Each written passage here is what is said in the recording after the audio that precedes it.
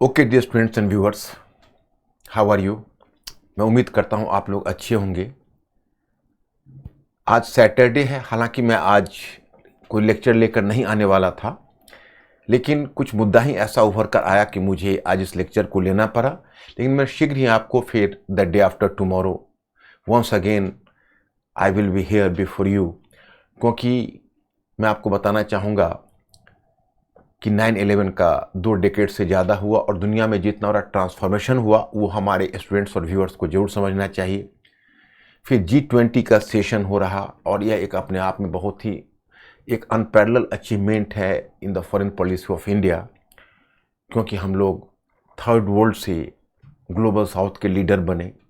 और वैसे भी दुनिया में बहुत सारे बदलाव और फॉरेन पॉलिसी में बहुत सारे नए ट्रेंड दिख रहे हैं, तो मुझे लगता है कि हमें अपने ऑडियंस और अपने स्टूडेंट से शेयर करना चाहिए। तो इन तमाम चीज़ों पर मैं कुछ लेक्चर लेकर आपके सामने प्रस्तुत होऊंगा। लेकिन आज का मेरा लेक्चर थोड़ा सा डिफरेंट है और स्लाइटली कंट्रोवर्शियल भी है, क्योंकि यह टॉपिक है सनातन धर्म पर विवाद क्यों।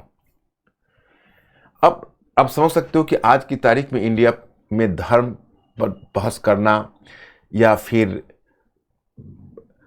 धर्म के मुद्दे को उठाना या उस मुद्दे पर कुछ चर्चा करना थोड़ा सा कंटेंसस है, विवादास्पद है और थोड़ा सा ये एक साहसी कदम भी, करेजियस स्टेप भी माना जाता है।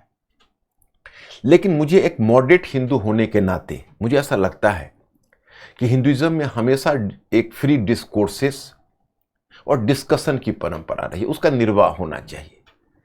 डिस्कोर्सेस और फ्री डिस्कशन ही हिंदुइज्म का फीचर रहा है। हाँ, आप कहेंगे भाई ये हिंदुइज्म है या सनातन धर्म, और फिर हिंदुइज्म क्या है और सनातन धर्म क्या है। चलिए मैं आपको ब्यौरेवार और क्रमबद्ध समझाने का प्रयत्न करूंगा, लेकिन इससे पहले एक दो बातों पर आपका ध्यान इंगित करना चाहूँगा।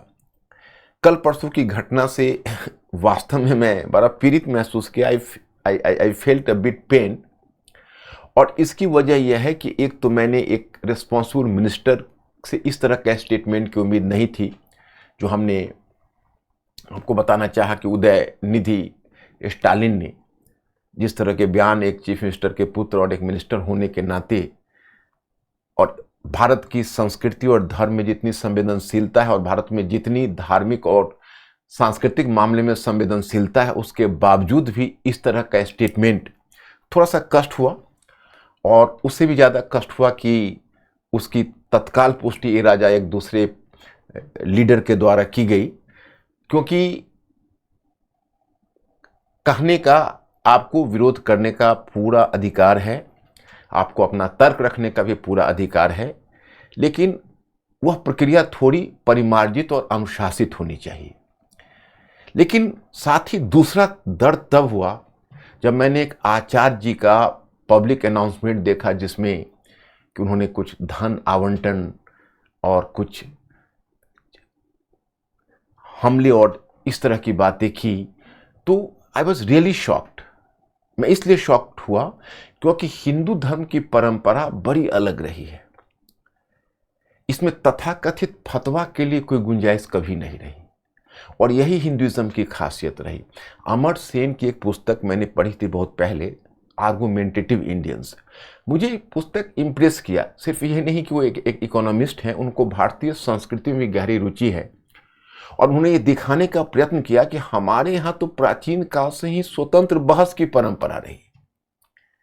तो फिर उस स्वतंत्र बहस की परंपरा में ठीक है, अगर कोई इस सीमा का अतिक्रमण भी कर जाता है, तो हिंदुइज्म ही एक ऐसा धर्म रहा है जिसमें आस्तिक नास्तिक सभी रहे हैं। मैं आपको बताऊं कि इसी परंपरा में कबीर और नानक हुए। कबीर दास ने हमें, अगर भारतीय परंपरा में देखिए तो उनको मैं एक प्री मॉडर्न थिंकर मानता हूं, क्योंकि हिंदुइज्म और इस्लाम दोनों के कर्मकांड पर जितना बेवाक होकर उन्होंने चोट की, अगर आज का युग होता तो पता नहीं उनके साथ क्या गुजरता। हालांकि मैं उस समय भी आपको बताऊं कि पुरुषोत्तम अग्रवाल ने उनके बारे में लिखा है इस पुस्तक में, कबीर उस पुस्तक का टाइटल है। उसमें उन्होंने एक वाकया दिया है कि उनकी माता भी कंप्लेन लेकर गई थी कुछ विक्षुब्ध हिंदू और मुस्लिम ऑर्थोडॉक्स एलिमेंट्स के साथ। वो भी किसके पास? तो उस समय का एक महत्वपूर्ण लोधी शासक था सिकंदर लोधी, और उसी के कॉन्टेम्पररी कबीरदास थे कि भाई इसका दिमाग फिर गया है। लेकिन उसके बावजूद सिकंदर लोधी ने जो सवाल किया वो चौंकाने वाला है कि भाई उसने क्या किया है, किसी का धन हड़प लिया है, किसी की जायदाद पर कब्जा कर लिया है, किसी को कोई फिजिकल पेन दिया है। तो एक शासक पूछ रहा है, मतलब शासक की नज़र में भी अपने स्वतंत्र रूप से धर्म या अपने स्वतंत्र विचार को व्यक्त करना अपराध नहीं है। लेकिन स्वतंत्र विचार व्यक्त करने का भी अपना एक दायरा होता है, अपना एक तरीका होता है। खैर, मुझे आश्चर्य नहीं हुआ, ना तो मुझे स्टालिन जी के व्याख्यान से और ना ही राजा साहब के व्याख्यान से हमें आश्चर्य हुआ, क्योंकि मैं समझता था कि उनको पॉलिटिकल मिलियज लेना है, और इसके लिए आपको साउथ इंडिया का पॉलिटिक्स समझना होगा, क्योंकि साउथ इंडिया के जो पॉलिटिकल लीडर हैं उनका कन्फ्लिक्ट अभी नॉर्थ इंडिया के ऑल इंडिया पार्टी से है। और इसकी वजह यह है कि अपने रीजनल आइडेंटिटी को बनाए रखना चाहते हैं। तो उनके रीजनल आइडेंटिटी को बने रहने के लिए कहीं ना कहीं वो समझते हैं कि चूंकि नॉर्थ जो भारत की जो पैरामाउंट पार्टी है वो कहीं ना कहीं उसका हिंदू धर्म से निकटता है, तो उसके एवज में कोई हम अगर हिंदू धर्म पर या सनातन धर्म पर कोई इस तरह की चोट करते हैं तो उससे हमें राजनीतिक फायदा मिलेगा। तो अगर आप इतिहास पृष्ठभूमि के हैं तो you are well aware of the fact that कि हर चीज के पीछे अपना एक पॉलिटिक्स होता है। लेकिन चलिए, मैं पहले 2-3 सवालों का जवाब देना चाहूंगा। आपके मन में अब क्यूरियोसिटी बढ़ती होगी कि मैं अभी आपको भूमिका ही बांध रहा और मुद्दे पर नहीं पहुंच रहा, क्योंकि मैंने पहले ही आपसे क्षमा मांगी है कि मुद्दे पर पहुंचना to come to the issue was really a challenge and painful process for me as well, but I have to go and I have to move further as I am associated with the moderate Hindu tradition where the free discussion and discourses are the paramount feature। तो मैं आपको यह बताना चाहूँगा कि actually पहला सवाल आपके मन में होगा कि ये हिंदू धर्म और सनातन धर्म दोनों एक ही है क्या? इसका कोई कंक्लूसिव आंसर नहीं हो सकता। इसलिए नहीं हो सकता कि देखिए, हिंदू धर्म की प्रकृति बहुत अलग रही है, और यह बात आपको तब स्पष्ट होगी जब आप इस्लाम, यहूदी धर्म, ईसाई धर्म और मतलब क्रिश्चियनिटी, जुडाइज्म, क्रिश्चियनिटी और इस्लाम को देखेंगे। क्योंकि इन सब को कहा जाता है अब्राहमी धर्म, क्योंकि वो अब्राहमी परंपरा से जुड़े हुए थे। क्योंकि एक अब्राहम हुए जिन्होंने यहूदी के पैगंबर हुए, और अब्राहम की परंपरा से ही जुड़ गए ईसा मसीह, और फिर उसी श्रृंखला में आगे आते हैं मोहम्मद, पैगंबर मोहम्मद। तो एक तरह से वहां पर एक बड़ा स्पष्ट है, एक आरंभ होने की निश्चित तिथि है, एक पैगंबर है, इनके कुछ अपने नियम और अनुशासन हैं, इनकी कुछ पद्धतियां हैं, इनके फॉलोअर से अपेक्षा की जाती है एक विशेष प्रकार के कोड ऑफ कंडक्ट का निर्वाह करें। और यह चीज जब हम एक हिंदू धर्म के अंदर खोजते हैं तो ऐसी कोई हमें ऐसी अस्पष्टता या अनुशासन या डिसिप्लिन दिखता नहीं है। तो ये बड़ी मुश्किल हो जाती है कि हम इसको हिंदू धर्म को कहाँ से माने, कब से माने, किसे हम हिंदू धर्म कहें और किसे ना कहें। तो चलिए एक काम करते हैं, आप लोग को भी हिस्ट्री की जानकारी है और मैं तो हिस्ट्री तो मेरे रोम रोम में बसा है, आपको पता ही है। तो चलिए हम आपको बैकग्राउंड से ही बताते हैं और आप खुद निर्णय लीजिएगा कि हम हिंदू और सनातन में क्या फर्क करें या दोनों को हम एक माने। देखिए एक्चुअली, लेकिन हाँ, उससे पहले थोड़ा एक मुझे और भी आपसे एक रिक्वेस्ट करना पड़ेगा कि हम लोग सोशल साइंस पढ़ रहे हैं। अब भारत में ऐसी स्थिति धीरे धीरे कम होती जा रही है, हमारे विचारों का जो फ्री आइडिया और फ्री थिंकिंग है उसका दायरा सिमटता जा रहा है। लेकिन सोशल साइंस के अपने एक नियम होते हैं। सोशल साइंस में नेचुरल साइंस की तरह कुछ भी कंक्लूसिव नहीं होता है। Every knowledge is a perspective. इसलिए सोशल साइंस में आप किसी से डिफर कर सकते हैं, लेकिन किसी को यह नहीं कर सकते हो कि आप टोटली रॉन्ग हैं। ओके, तो हम यहां पर यह बताना चाहेंगे आपसे कि जब भारत का इतिहास, पहले तो हड़प्पा सभ्यता है। हड़प्पा सभ्यता में धर्म का कुछ स्वरूप था जो हमने वहाँ के पुरातात्विक साक्ष्य के माध्यम से ज्ञात किया। चूंकि उस समय कोई लिपि अस्तित्व में नहीं आई थी and we cannot decipher Harappan script, so we cannot come to any specific conclusion कि व्हाट वाज द फिलोसॉफिकल और metaphysical basis of Indus valley civilisation और इंडस वैली रिलीजन। मतलब हमें यह पता नहीं है कि हड़प्पा सभ्यता की का जो धर्म है उसकी दार्शनिक आधार क्या था, उसकी दार्शनिक पीठिका क्या थी, ये लोग क्या सोचते थे, अपने परिवेश से किस तरह का संबंध कायम किया था, हमें ज्ञात नहीं है। तो चलिए हमारी कहानी शुरू होती है वैदिक काल से, क्योंकि उस समय एक स्पष्ट एक लिटरेचर हमें मिलता है। भले ही चलिए Vedic people they are not using the script but they developed the very well prosperous literature. उनके पास वैदिक साहित्य के रूप में एक बड़ा ही समृद्ध साहित्य था। तो उसके मार्फत हम लोग यह जान पाते हैं कि वैदिक धर्म क्या है। तो चलिए हम लोगों को सूचना मिलती है कि वैदिक ग्रंथ में ऋग्वेदा दुनिया की प्राचीनतम ग्रंथ था और ग्रंथ है, और उसके बाद भी जो वेदाज लिखे गए वो भी प्राचीनतम ही है। और उन वेदों में बहुदेववाद था। You will just find the worship of more than one god, so that's why you can say कि that was polytheistic in nature, वो बहुदेववादी था। लेकिन हाँ, मूर्ति पूजा नहीं थी, बहुदेववाद था। फिर धीरे धीरे क्या हुआ कि हम वेद से चले आए अरण्य की परंपरा पर, जो ज्यादा गहन विचार शुरू हुआ, और फिर चले आए उपनिषद की परंपरा पर जिसमें क्लियरली मोनिज्म था। मोनिज्म मतलब अद्वैतवाद, जिसमें बहुदेववाद की जगह अद्वैतवाद था। ब्रह्म और जीव के संबंधों की बात थी और एक ही सर्वोच्च आत्मा की बात थी। There was a universal soul which was emanating from every creature in this world. मतलब एक यूनिवर्सल सोल था जो हम सभी के अंदर से गुजर कर आया है और हम सभी के अंदर वही है और वही यूनिवर्सल सोल है। तो इस तरह की धारणा वैदिक काल में आ चुकी थी। तो ये हमारा हुआ सबसे प्राचीन धर्म, ज्ञात प्राचीन धर्म, क्योंकि हड़प्पाई धर्म के बारे में हम बहुत अस्पष्ट नहीं। तो जिसे आप तथाकथित हिंदू धर्म कहते हैं उसका बीज तो यहीं से पड़ना शुरू हुआ। लेकिन ये एक बड़ी लंबी यात्रा है, क्योंकि जब आप आगे बढ़ेंगे तो वेदों के बाद देखेंगे, क्योंकि वेदों तक मूर्ति पूजा नहीं थी।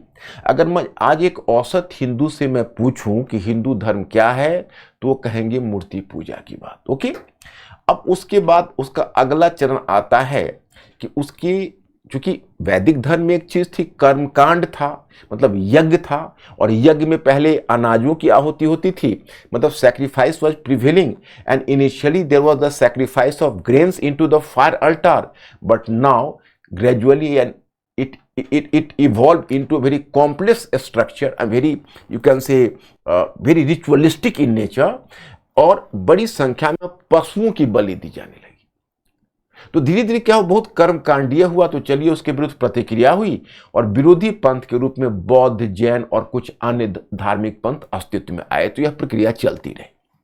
खैर, अब अगला पड़ाव हमारा आता है मौर्योत्तर काल में, क्योंकि अगर वैदिक धर्म है वो आर्य पंथ से जुड़ा हुआ है।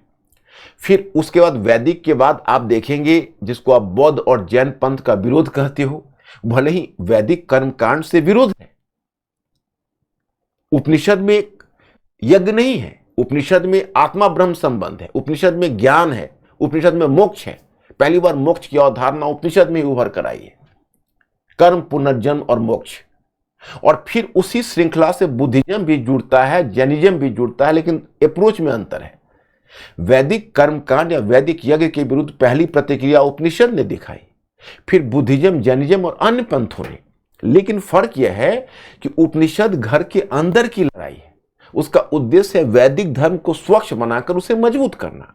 और जो बौद्ध पंथ है और जैन पंथ है वो एक तरह से वैदिक पंथ को अस्वीकार करके चलते हैं। तो हमने कहा कि अब अगला पड़ाव आता है मौर्योत्तर काल में, यानी ईसा की आरंभिक शताब्दियों में, जब धीरे धीरे आर्य और गैर आर्य पंथ भी आते हैं और आर्य पंथों के साथ उनका सामंजस्य होता है। जैसे उसी समय आप देखोगे अवतारवाद की अवधारणा आ जाती है। उस समय जैसे वेद है उसमें पुराण लिखे जाने लगे और वेदों की परंपरा आगे पुराणों के रूप में आई, और पुराण में भक्ति है, अवतारवाद है, मूर्ति पूजा है। वेद में यज्ञ है, मूर्ति पूजा नहीं है। वेद में बहुदेववाद है, उपनिषद में एकेश्वरवाद है, यानी अद्वैतवाद है। और अब जो आ रही है पुराणों की परंपरा, उसमें भक्ति है यज्ञ के बजाय, एक निजी ईश्वर के प्रति समर्पण का भाव, और फिर गैर आर्य और गैर आर्य देवताओं के बीच सामंजस्य अवतारवाद के माध्यम से, और फिर शुरू होती है मूर्ति पूजा। तो ये जो आप देखते हैं ये धर्म का स्वरूप उभर कर आता है। उसी समय मनु स्मृति लिखी गई। मनु स्मृति में कर्म, पुनर्जन्म, मोक्ष जैसी अवधारणा की बात की गई। लेकिन इन सारी प्रक्रिया में एक चीज और भी हो रही है कि जिसे आप ये तथाकथित वैदिक धर्म कहते हो, फिर उपनिषद के बाद पुराणों का धर्म कहते हो, फिर भागवत गीता आई। भागवत गीता में भी कर्म, पुनर्जन्म और मोक्ष की बात थी, उसमें भी भक्ति का तत्व भागवत गीता में थी। आगे देखोगे परंपरा चलती रही, उत्तर में तंत्रवाद आया, नाथपंथ जैसे संप्रदाय विकसित हुए, और फिर आगे तुम दक्षिण भारत में देखोगे अलवार और नायनार संतों ने दक्षिण में एक भक्ति आंदोलन भावनात्मक मूवमेंट के रूप में चलाया, that was just like a popular movement, और फिर दक्षिण से भक्ति उत्तर आई, प्रक्रिया चलती रही। अब ये जो अलग अलग धार्मिक पंथ है वो अलग अलग चलते रहे। जब भारत में इस्लाम का आगमन हुआ तो इस्लाम से इन सभी पंथों को अलग करने के लिए हिंदू धर्म शब्द का प्रयोग हुआ, क्योंकि यहाँ के निवास करने वाले लोग हिंदू थे तो उनका धर्म हिंदू था। तो ये सब हो गए हिंदू धर्म। अब फर्क क्या है सो आपको मैं बताता हूं। जैसे अब इस्लाम धर्म है, तो इस्लाम धर्म में अब एक निश्चित पैगंबर है, एक निश्चित पद्धति है, एक निश्चित प्रकार का कोड ऑफ कंडक्ट है, उसके पालन करने वाले हैं। आप एक मुसलमान हैं तो आपको 5 चीज़ों का पालन करना होगा। आप अगर एक यहूदी हैं तो आपको अमुक अमुक चीज़ों का पालन करना होगा। आप अगर ईसाई हैं, लेकिन अब इसमें पता करना मुश्किल हो जाएगा माय स्टूडेंट्स, जो बिल्कुल वेदवादी हैं वह वेदवादी मूर्ति पूजा में विश्वास नहीं करेंगे। जो भक्ति और मूर्ति पूजा में विश्वास करेंगे वह उनको यज्ञ के प्रति आस्था नहीं रहेगी। तो कुछ तंत्रवादी हैं वो एक अलग अपना रास्ता लेंगे, उनके लिए मोक्ष का साधन ही अलग हो जाता है। कुछ ऐसे हैं जो जिनकी दृष्टि अधिक सांसारिक है, तो कुछ वैसे हैं जिनकी दृष्टि अधिक पारलौकिक है। लेकिन इस पूरी प्रकरण में एक चीज उभर कर आती है, चाहे वो ब्राह्मण पंथ हो, बौद्ध पंथ हो या जैन पंथ हो, उन सब का वर्ल्ड व्यू में एक चीज कॉमन हो जाता है। तुम आप गौर करके देखना, आत्मा। आप कहोगे बौद्ध पंथ ने आत्मा नहीं मानी, बौद्ध पंथ ने आत्मा को स्वीकार नहीं किया, लेकिन ये महात्मा बुद्ध, जब आरंभ में बौद्ध पंथ ने आत्मा को स्वीकार नहीं किया, लेकिन महायान और उसके आगे तक जाकर बौद्ध पंथ में भी कृत्रिम रूप में एक आत्मा की परिकल्पना विकसित हो गई। और अगर आत्मा को आप मानिए न मानिए, आप कर्म और पुनर्जन्म को मानते हैं तो आगे पीछे आपको आत्मा शब्द से फिर कॉम्प्रोमाइज करना पड़ता है। जैनिज्म में भी आत्मा है, कर्म है और पुनर्जन्म है, और ब्राह्मणिज्म में भी आत्मा है, कर्म है, पुनर्जन्म है और मोक्ष है। मोक्ष सभी में है, नाम अलग अलग है। तो ये बात अब तय हो गई कि भाई जिस पंथ में, मतलब भारत में जो प्रचलित अधिकांश पंथ हैं उनमें आत्मा है, पुनर्जन्म है और मोक्ष है। तो आत्मा, पुनर्जन्म और मोक्ष की अवधारणा को जो मानकर चलने लगे, धीरे धीरे उनका नाम पड़ने लगा सनातन धर्म। ओके, मैंने बहुत टाइम लिया आपको सनातन बताने में। तो सनातन की एक परिभाषा तो यह है कि इसका शाब्दिक अर्थ है कि फेथ इन इटर्नल थिंग्स। सनातन मतलब कि जो शाश्वत चीज है, मतलब सनातन का मतलब है शाश्वत। तो फेथ इन इटर्नल थिंग्स मतलब शाश्वत चीजों में जो आस्था है, दैट इज कॉल्ड सनातन। फिर faith in soul and rebirth, आत्मा और पुनर्जन्म में विश्वास। तीसरा है, अब ये हुआ उसका धार्मिक पक्ष, लेकिन उसका जिसको आप मतलब ये धर्म कहोगे, सनातन धर्म या हिंदू धर्म कहीं पार्ट मान लो, या हिंदू धर्म मान लो, या उसका पर्यायवाची मान लो, तो उसका एक सामाजिक पक्ष भी है। और सामाजिक पक्ष में शायद आपने गौर नहीं किया होगा, वो सामाजिक पक्ष कहीं ना कहीं जाति व्यवस्था से जुड़ी हुई है। अब कहोगे जाति व्यवस्था से कैसे, तो वर्ण और जाति के विषय में आप सभी लोग जानते हैं। पहली बार ऋग्वेद में एक पुरुष सूक्त करके एक सूक्त है जो उसका 10वें मंडल में है। पहली बार वहीं पर वर्ण की पहली अवधारणा, वर्ण विभाजन की वहीं आई, जब कहा गया एक आदि पुरुष के 4 अंगों से 4 वर्ण उभर कर आए। मुख से ब्रह्मा, कंधे से भुजा से क्षत्रिय, जंघा से वैश्य और पैर से शूद्र। तो अब ये चारों का जो फिजिकल लोकेशन है वो बताता है कौन श्रेष्ठ है और कौन कम श्रेष्ठ है। तो मतलब कहीं ना कहीं एक सामाजिक विभाजन, और वो भी मतलब उच्च और नीच का विभाजन का तत्व आ जाता है। हालांकि वेदों में कट्टरता नहीं है, क्योंकि वर्ण व्यवस्था भी कोई बहुत अभी जटिल नहीं हुई है। वर्ण स्थिति भी बदल रही है, एक वर्ण दूसरे में घुस सकता है। ऋग्वेद में तो ये पूरा है, उत्तर वेद में थोड़ी सामाजिक गतिशीलता, सोशल जो अपलिफ्टमेंट है वो थोड़ा सा ऑब्स्ट्रक्ट जरूर हुआ है, जो सामाजिक गतिशीलता है थोड़ी प्रभावित हुई है। लेकिन चलिए, उत्तर वैदिक में भी उतना कोई अभी खराब स्थिति नहीं आई है, उतनी बुरी स्थिति नहीं है। उत्तर वैदिक काल में फिर भी इस तरह के विभाजन बहुत ही सीमित है।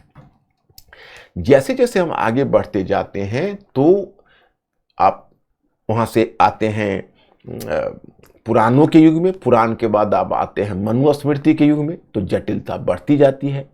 तो स्पष्ट रूप से 4 वर्ण जातियां बनती जाती है, और जब विशेषकर वर्ण विभाजन का आधार जन्म बन जाता है तो जाति बनने का रास्ता तैयार हो जाता है।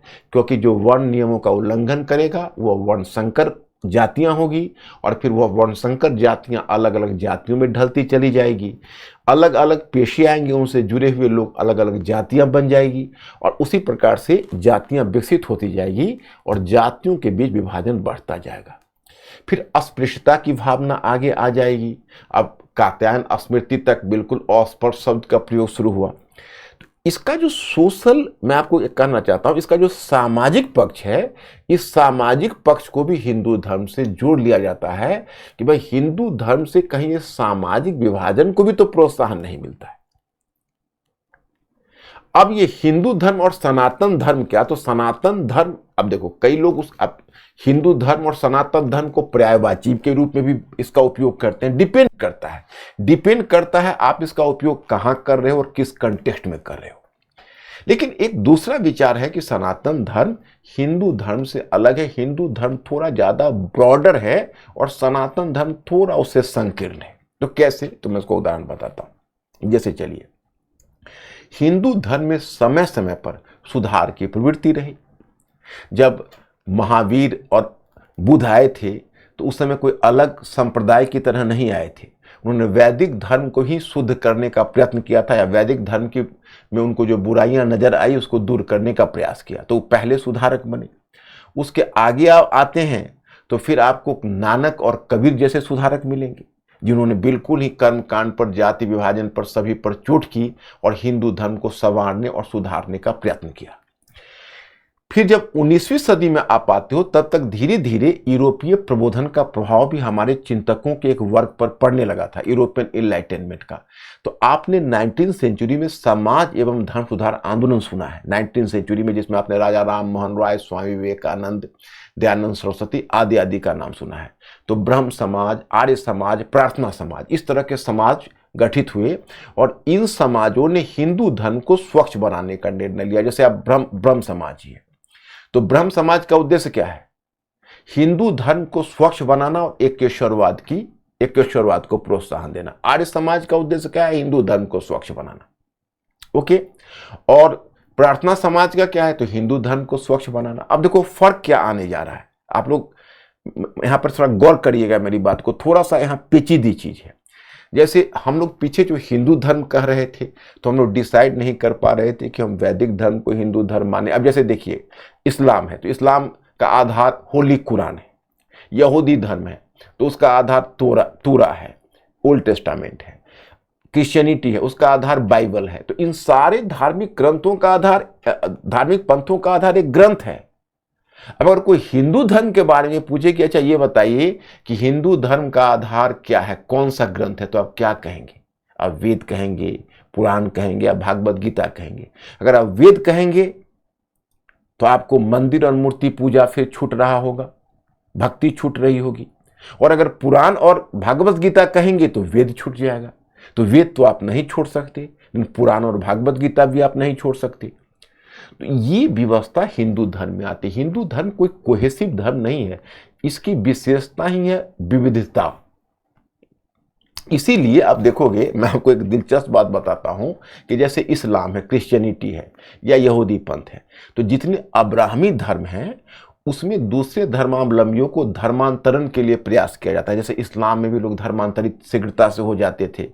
ईसाई धर्म भी, जो ईसाई मिशनरियां थी वो घूम घूम के हिंदुस्तान में घूम घूम के लोगों को धर्मांतरण करवाती थी। लेकिन हिंदू धर्म में धर्मांतरण करवाना बहुत मुश्किल का काम था, क्योंकि हिंदू धर्म इस तरह का कोहेसिव धर्म तो है नहीं। आपको हम धर्मांतरण करवाएंगे तो क्या कराएंगे? वेदवादी बनाए या भक्तिवादी बनाए, या एक तरह समझो तो जैनिज्म वगैरह भी कुछ समय के लिए इसमें समाहित जैसा हो गया, बाद में अलग हुआ। या आपको हम भक्त बनाएं या तंत्रवादी बनाएं, तो ये मुश्किल थी। तो 19वीं सेंचुरी में जो हमारे सुधारक हुए, अब उनका सुधार देखिए। उन्होंने हिंदू धर्म को कैसे परिभाषित किया? कहा कि वेद तक को माना और वेद के आगे को अस्वीकार कर दिया। वेद से माने उपनिषद तक को, वेद से उपनिषद तक माना, बाकी को अस्वीकार कर दिया। तो जितने भी सुधारक है उसमें गौर करके देखिए। एकेश्वरवाद, एकेश्वरवाद का मतलब है कि एक देवता की पूजा। अगर एकेश्वरवाद है और निराकार ईश्वर है, अगर ईश्वर निराकार है, if God is shapeless, then you need not any temple, idol worship, etcetera etcetera. अगर ईश्वर निराकार है, गॉड इज शेपलेस, तो in case of God is shapeless you don't require idol worship, priest class, etcetera etcetera. अगर ईश्वर निराकार है तो आप मूर्ति पूजा आपको नहीं चाहिए, आपको मंदिर नहीं चाहिए। और तो इसलिए वो ब्रह्म समाज हो या आर्य समाज हो, ये सभी मूर्ति पूजा का विरोध किया, इन सभी ने, और एकेश्वरवाद की बात की और जाति व्यवस्था को अस्वीकार कर दिया। कहा कि वेदों में जाति व्यवस्था नहीं थी, ये बाद की बुराइयां हैं, बाद में प्रकट हुई, इसलिए जाति व्यवस्था जैसी चीजों को उन्होंने नहीं माना। बोला कि भाई हिंदू समाज की एकता की बात की। ओके, अब बताया कि भाई नहीं, जाति व्यवस्था नहीं। उन्होंने जाति सुधार की बात की और महिला शिक्षा की बात की, महिलाओं के उत्थान की बात की। क्योंकि हिंदू धर्म का जो तथाकथित जो एक सामाजिक पक्ष चला आ रहा था, उसमें दो बातें बड़ी थी। एक क्या था कि जाति व्यवस्था पनप गई थी, और जाति व्यवस्था पनपने के साथ अस्पृश्यता की अवधारणा आ गई थी। और उसके साथ एक और भी बात आ गई थी, वह यह थी कि अगर आपको जाति व्यवस्था का संचालन करना है और विशुद्ध संचालन करना है, if you just try to maintain the caste system in its purity, so it was imperative for you to place the women under the dominance of the male members of society. So subordination of female is deeply associated with the complexity in the caste system. अगर आपको महिलाओं, अगर जाति व्यवस्था जटिल होगी और आपको जाति व्यवस्था, अगर जाति की शुद्धता को बनाए रखना है, तो फिर क्या है कि महिलाओं पर वो कंट्रोल करते थे। मतलब they were having the control over the fertility of human. क्योंकि अगर प्रतिलोम विवाह हो जाता, सपोज करिए, जैसे प्रतिलोम विवाह से आशय है कि उच्च वर्ण की महिला अगर उच्च वर्ण की महिला अगर निम्न वर्ण के पुरुष से विवाह कर लेते, तो जो बच्चे आता उनका स्टेटस क्लियर करना मुश्किल हो जाता कि उनको हम किस कास्ट में रखें। तो इसलिए महिलाओं पर भी कंट्रोल जाति व्यवस्था की जटिलता से जुड़ी हुई थी। लेकिन 19वीं सेंचुरी के हमारे सुधारकों ने महिला शिक्षा की बात की, महिला उत्थान की बात की। यह था हिंदू धर्म के सुधार का और प्रोग्रेसिव रूप था। लेकिन इसका मतलब है कि आगे की जो जितनी भी चीजें हैं उसको तो स्वीकार नहीं कर रहे हैं। उनके लिए हिंदू धर्म का मतलब ही एकेश्वरवाद और जाति व्यवस्था का नहीं। तो जब ये सुधारक, जब 19वीं सेंचुरी में समाज बनाकर इस तरह के सुधार कर रहे थे, उसी समय हमारे समाज के कुछ जो, देखो कोई भी धर्म में दो तरह की चीजें होती है। एक को आप कहोगे वो होते हैं प्यूरिटन्स और दूसरे को कहेंगे प्रोटेस्टेंट। प्रोटेस्टेंट वो होते हैं जो सुधार की बात करते हैं, जो 19वीं सेंचुरी के सुधारक कर रहे थे। दूसरा होता है प्यूरिटन्स, वो कहेंगे कि नहीं, हम धर्म के मूल को पकड़ेंगे, हम धर्म की जड़ को पकड़ेंगे और हम धर्म के मूल आदर्शों से समझौता नहीं करेंगे। तो जब 19वीं सदी में ऐसे समाज बने और हिंदू धर्म के सुधार की बात हुई, तो कुछ परंपरावादी तत्व आए, उन्होंने परंपरा से चिपक गए। उनके लिए मंदिर, मूर्ति पूजा, जाति व्यवस्था, ये सब एक कॉमन फीचर्स था और वह उसको बनाकर रखना चाहते थे। तो यह जो दोनों में डायकोटोमी आया, जैसे अब राजा राम मोहन राय, राजा राम मोहन राय ने सती प्रथा का विरोध किया, तो उधर एक बंगाल में ही एक रूढ़िवादी सुधारक खड़े हो गए, एक रूढ़िवादी हिंदू खड़े हो गए, और उनका नाम था राधाकांत देव। तो राधाकांत देव उनको अपोज करने लगे, और उन्होंने एक ब्रह्म समाज के जस्ट पैरेलल में और ब्रह्म समाज के जस्ट कंपटीशन में एक और समाज की स्थापना कर दी, उसको कहते हैं गंडिया समाज। तो मैं आपको यहां पर यह बताना चाहता कि बेसिकली ये जो एक विचार यह है कि जिन तत्वों ने समाज का विरोध किया और जो हिंदू धर्म की मूल विशेषताओं को बचा कर रखना चाहते थे, वह कहलाए सनातनी हिंदू। तब सनातनी हिंदू की दो परिभाषा, एक परिभाषा जो कर्म, पुनर्जन्म, सूल की अवधारणा को मानते हैं, इटर्नल थिंग्स को मानते हैं, जो कहीं जाति व्यवस्थाएं विश्वास करते हैं, डॉक्ट्रिन ऑफ प्यूरिटी मतलब शुद्धता में विश्वास करते हैं। तो एक विचार है कि उनको सनातनी कहिए। दूसरा विचार है कि जब 19वीं सेंचुरी में सुधार हो रहे थे, तो जो हिंदू धर्म के इन मूलभूत विशेषताओं को लेकर उसे बनाए रखने पर बल दे रहे थे, वो सनातन धर्म है। वेद में सनातन की कहीं चर्चा नहीं है। हाँ, महाभारत में मनुस्मृति में धीरे धीरे इसकी चर्चा शुरू हुई है। तो यह है सनातन का। अब देखिए, इसमें दो बातें हैं। अब यहां पर भी एक थोड़ा सा जटिलता है जो मैं आपको समझाऊंगा। अब सनातन धर्म कैसा है, तो इसमें दो तरह के चिंतक होंगे। जो इसको फेवर करना चाहेंगे, ओके, जो इसको फेवर करना चाहेंगे सनातन धर्म को, उनका कहना होगा कि सनातन धर्म एक प्रगतिशील धर्म है जो मानता है कि मूलभूत जो मानवीय मूल्य है वो सनातन है। और मूलभूत मानवीय मूल्य सनातन में वो कहेंगे करुणा का भाव, यानी दया का भाव, फिर अहिंसा का भाव, दूसरों के कल्याण का भाव, त्याग का भाव, परमार्थ का भाव, ये सब जो जितने उच्च विचार हैं, सो दैट इज ये कॉस्मिक, यही कॉस्मिक ट्रूथ है। और इसको सनातन है, और ये सनातन रहेगा, न इसका कोई आदि है न इसका कोई अंत है। तो ये तो बड़ी प्रोग्रेसिव चीज है फिर सनातन। दूसरे जो इसके क्रिटिक उभरते हैं वो कहते हैं कि देखिए, सनातन का मतलब ये हुआ कि आप, मतलब उनका ये कहना है कि देखिए, आप रिवर्स में विश्वास करेंगे तो एक जन्म की चीज दूसरे जन्म में जाती है, एक जन्म का संस्कार दूसरे जन्म में जाता है। तो जाति व्यवस्था को रिवर्स से प्रोत्साहन मिलता है, और रिवर्थ को कर्म से प्रोत्साहन मिलता है, और कर्म से मुक्ति का भाव सोल है। तो उनका ये कहना है कि जाति व्यवस्था पुनर्जन्म से जुड़ी हुई है, और पुनर्जन्म आत्मा से जुड़ी है, और आत्मा अमर है, और आत्मा टाइमलेस है, आत्मा शाश्वत है। इसलिए सनातन धर्म से जाति व्यवस्था का समर्थन मिलता है। और जाति व्यवस्था का समर्थन मिलेगा तो ऑटोमेटिकली महिलाओं की सामाजिक स्थिति गिरेगी। तो ये दो वर्जन है, और ये दोनों वर्जन का प्रयोग आप देखेंगे। कभी अगर सनातन धर्म को जो प्रोटेक्ट करने आएंगे वो पहला वाला वर्जन बोलेंगे, और जो सनातन धर्म पर अटैक करेंगे वो दूसरा वाला वर्जन बोलेंगे। तो ये दोनों का फर्क आपको पता चल गया होगा। अब मैं आपको बताता हूं कि हमें क्या करना है। और ये जो M.K. स्टालिन के पुत्र, जिनको उदयनिधि स्टालिन ने जो स्टेटमेंट दिया या ए राजा ने स्टेटमेंट दिया, तो वो स्टेटमेंट इसलिए उसको जस्टिफाई नहीं किया जा सकता, ये गलत है।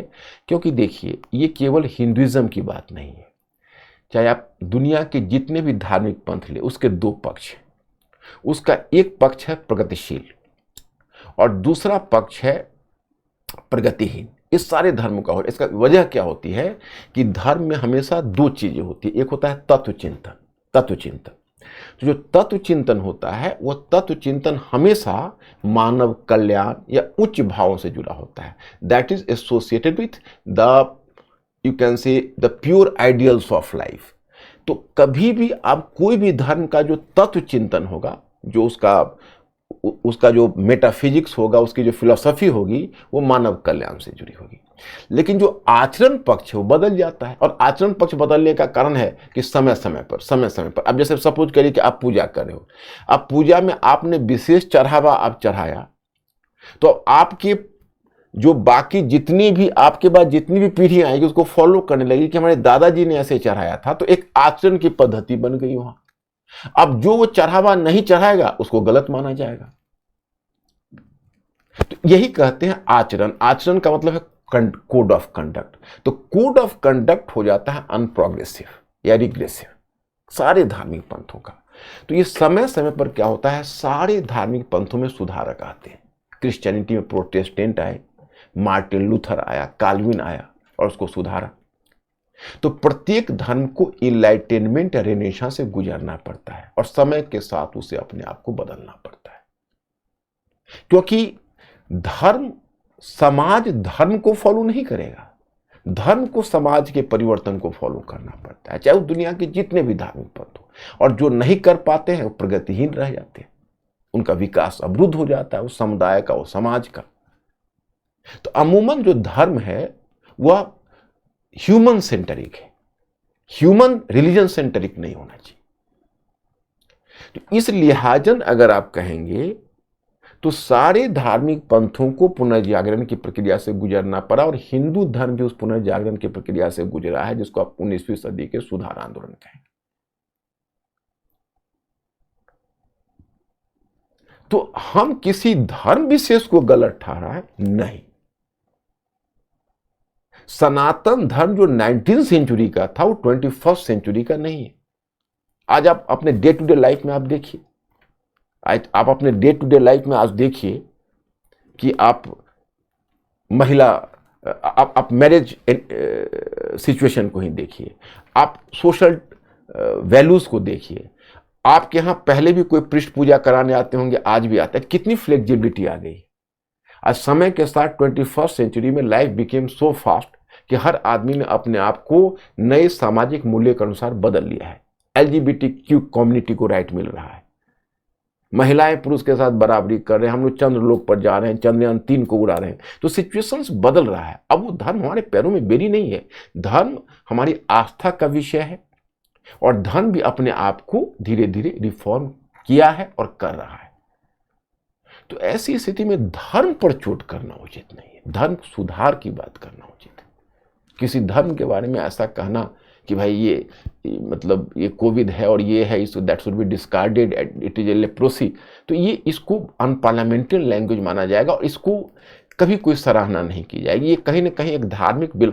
हम तो अपनी परंपरा में देखिए, अशोक की परंपरा को देखिए, अकबर की परंपरा को देखिए, आप पूरे जितने कल्चरल पर्सनालिटीज हैं इंडिया में, गांधी जी की परंपरा को देखिए।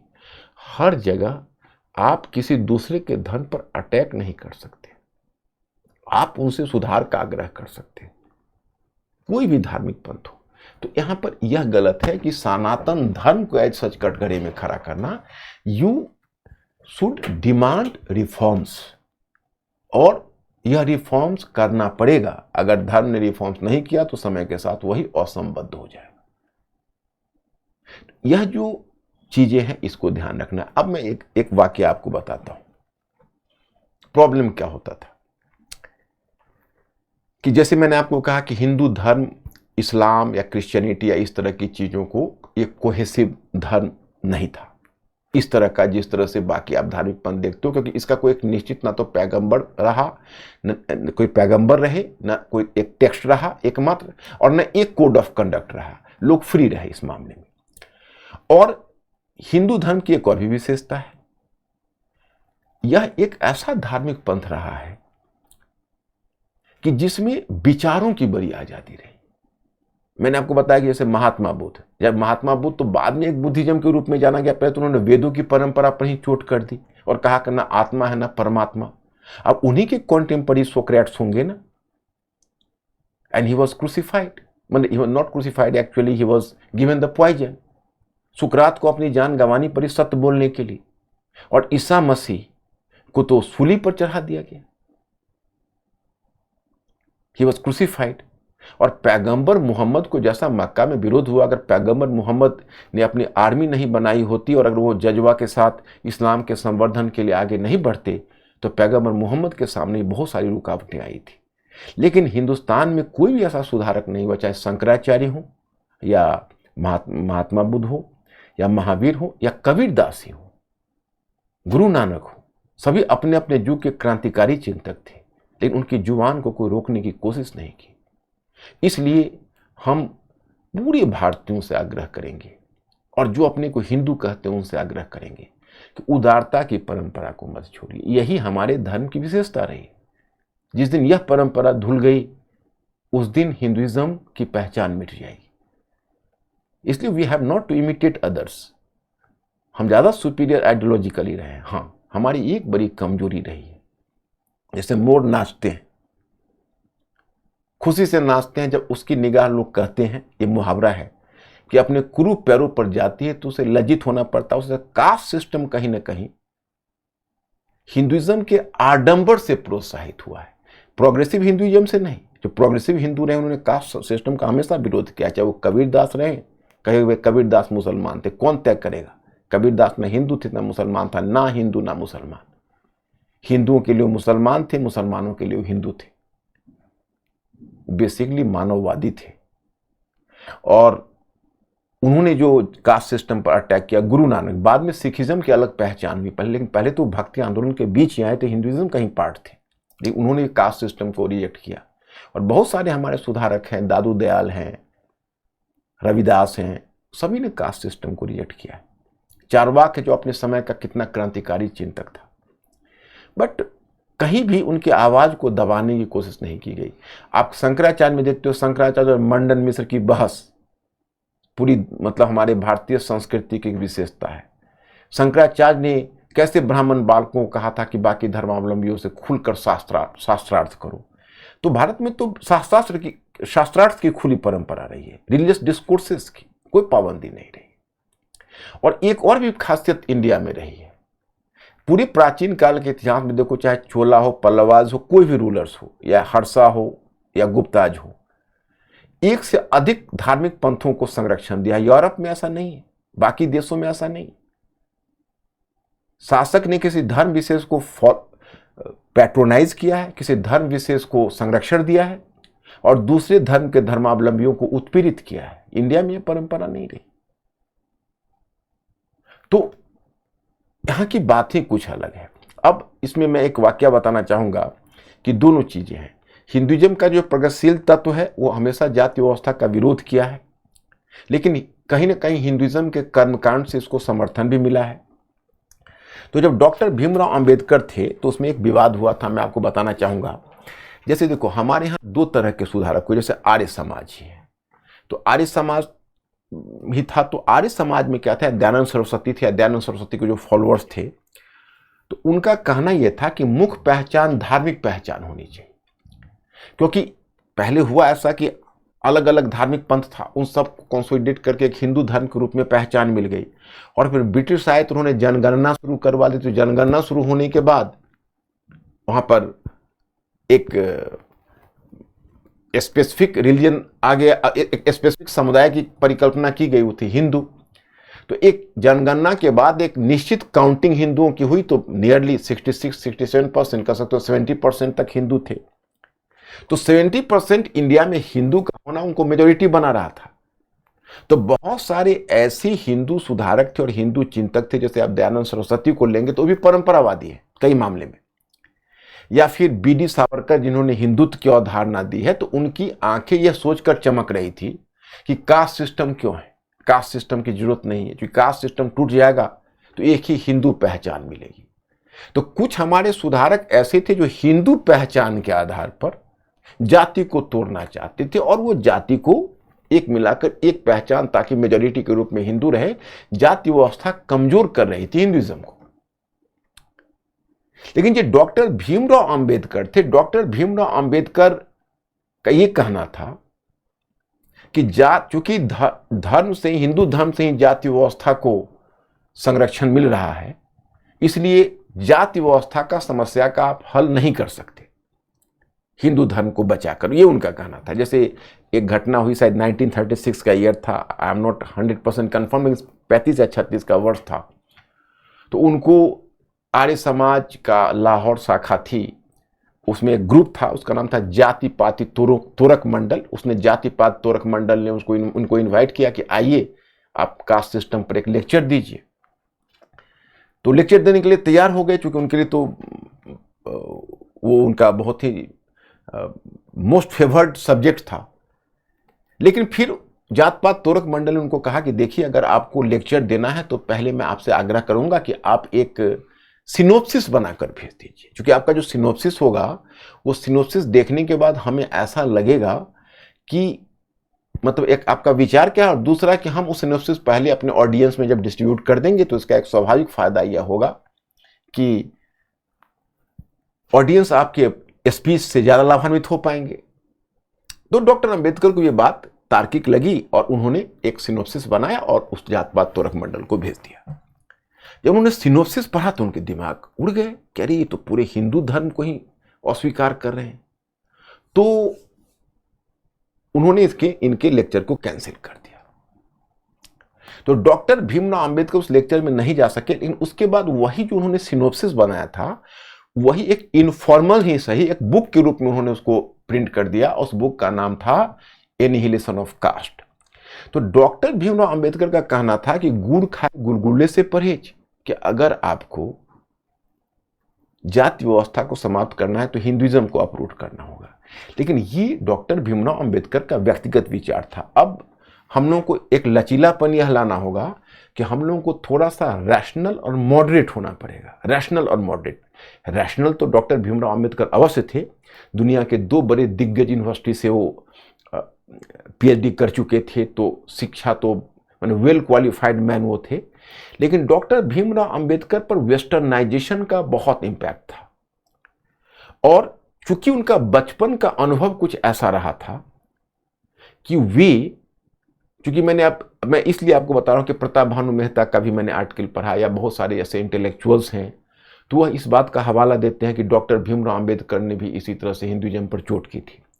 तो मैं यहां पर थोड़ा कंटेक्स्ट बताना चाहूंगा, किसी चीज को कंटेक्स्ट से समझने पर ही पता चलेगा कि डॉक्टर भीमराव अंबेडकर का बचपन का अनुभव बहुत कष्टदायक और बहुत जहरीला रहा था, बहुत पॉइजनस। मतलब उन्होंने जो पीड़ा झेली थी वो मैं अभी आपको इस छोटे से लेक्चर में बता नहीं सकता।